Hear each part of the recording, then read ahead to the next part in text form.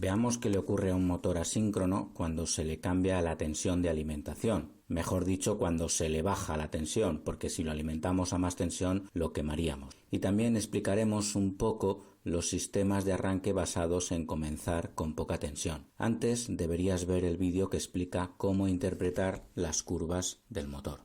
El par que da un motor y la intensidad que consume están relacionados con la tensión de forma directa, o sea que si la tensión disminuye, la curva del par y la intensidad también disminuyen. Si tenemos el mismo motor acoplado a la misma carga, pero en un caso lo alimentamos a la tensión nominal, 380, y en otro caso a menos tensión, 360 voltios, al arrancar, en ambos casos ocurre que aumentan la velocidad hasta su respectivo punto de equilibrio.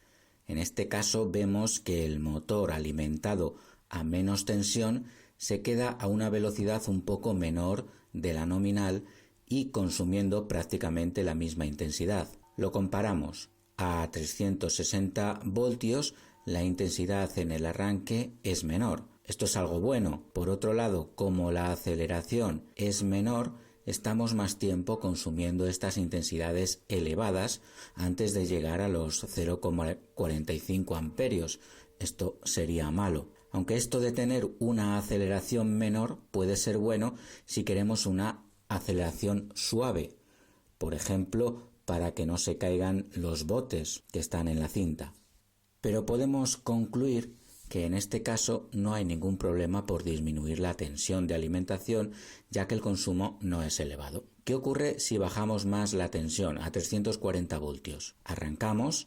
Hay momentos en el que el motor apenas acelera, ya que la curva del par motor es solo un poco mayor que la de la carga, pero al final llega a un punto de equilibrio situado a 1250 revoluciones, y entrando con esta velocidad a la curva de intensidad, observamos que se queda el motor consumiendo una intensidad elevada que lo quemaría.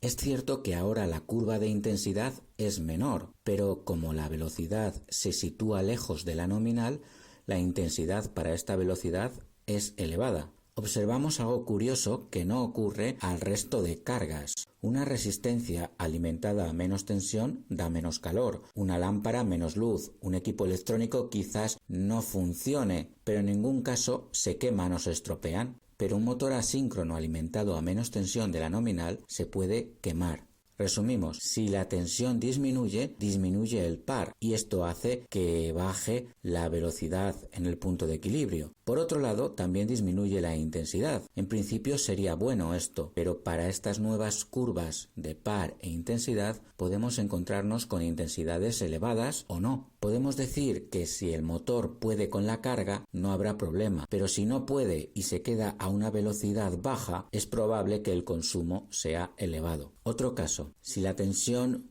baja tanto que el par motor en el arranque es menor que el par de la carga, el motor no arrancará y se quedará consumiendo la intensidad inicial, que es elevada. El motor se quemaría. Si bajamos más la tensión, podemos llegar a que, aunque el motor no arranque, como la intensidad ha bajado tanto, esta sea en el momento del arranque menor de la nominal. En este caso podríamos pensar que este motor preparado para consumir 0,5 amperios no se quemará si consume 0,4, pero hay que tener presente que el diseño del motor se hace suponiendo que el motor está girando y por lo tanto el ventilador que tiene acoplado está refrigerando. Ahora está circulando casi la intensidad nominal, pero no hay refrigeración. El motor se quemaría. Este caso es especialmente peligroso, ya que en los anteriores, de consumo elevado, el relé térmico o protecciones basadas en el consumo de intensidad, al detectar más intensidad de la nominal, desconectarían el motor. Pero aquí no está circulando más intensidad de la nominal.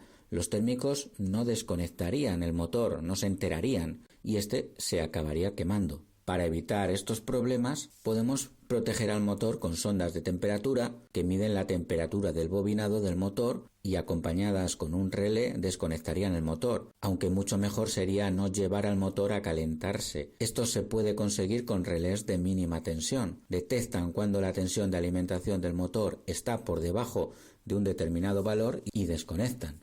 Esta sería la mejor solución para proteger contra bajadas de tensión. Otro caso, si el motor ha arrancado, todo funciona bien, pero hay una caída de tensión en la línea, este puede llegar a intensidades elevadas. ¿Qué sucederá si arrancamos el motor a menos tensión y pasado un tiempo, cuando el motor ha cogido cierta velocidad, lo pasamos a su tensión nominal? Ocurre que nos evitamos los consumos elevados que da la tensión nominal.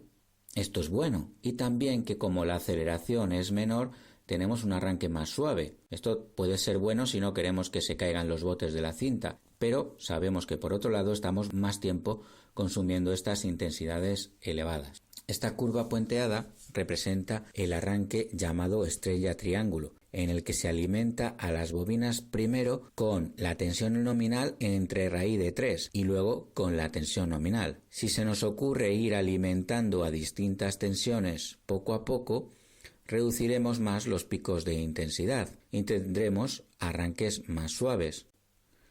Dependiendo de en qué momento cambiamos de una a otra tensión, obtendremos distintas curvas. Estos arranques en varias tensiones se hacen con resistencias estatóricas o autotransformadores, o de forma más progresiva con electrónica, con arrancadores estáticos. Por lo tanto, usaremos estos sistemas de arranque cuando queramos reducir los picos de intensidad en el instante inicial. Pero alimentar a menos tensión tiene el inconveniente de que disponemos de menos par en el arranque, y entonces el motor quizás no pueda con la carga. Aquí, durante todo el tiempo que estamos alimentando a menor tensión, el motor consume su intensidad elevada del inicio porque no se mueve, y cuando cambiamos a la tensión nominal recorremos la curva de intensidad elevada. No tiene sentido hacer un arranque a menos tensión para reducir el pico de intensidad si a esa menor tensión el motor no se puede mover, y luego tenemos ese pico elevado que queríamos evitar.